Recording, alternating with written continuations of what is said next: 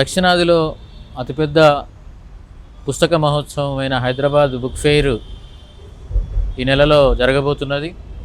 11 రోజులు పెద్ద ఎత్తున జరిగే ఈ బుక్ ఫెయిర్కి లక్షలాది మంది పుస్తక ప్రియులు, సాహిత్య ప్రియులు, సాహిత్యకారులు వచ్చే అవకాశం ఉంది.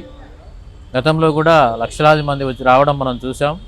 అయితే ఈ పుస్తక మహోత్సవం యొక్క పుస్తక బుక్ ఫెయిర్ యొక్క ప్రత్యేకత ఏంటంటే భారతదేశంలోని చాలా భాషల పుస్తకాలు ఈ బుక్ ఫెయిర్లో దొరుకుతాయి.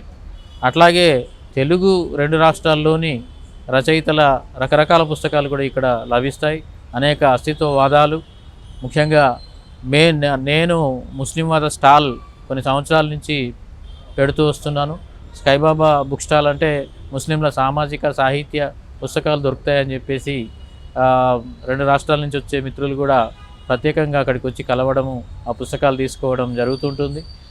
అయితే ఇవాళ సోషల్ మీడియా తర్వాత పీడిఎఫ్ కల్చరు పెరిగిపోయిన తరుణంలో,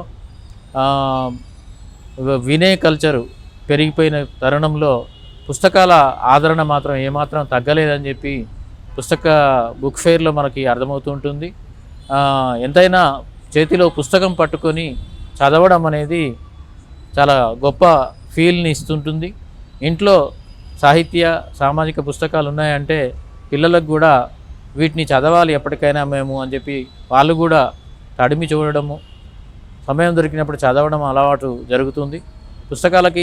పిల్లలకి పుస్తకాలు చదివే అలవాటు చేయడం అనేది వాళ్ళ మేధో వికాసానికి పనికొస్తుంది. కాబట్టి బుక్ ఫెయిర్ని తప్పకుండా సందర్శించాలి.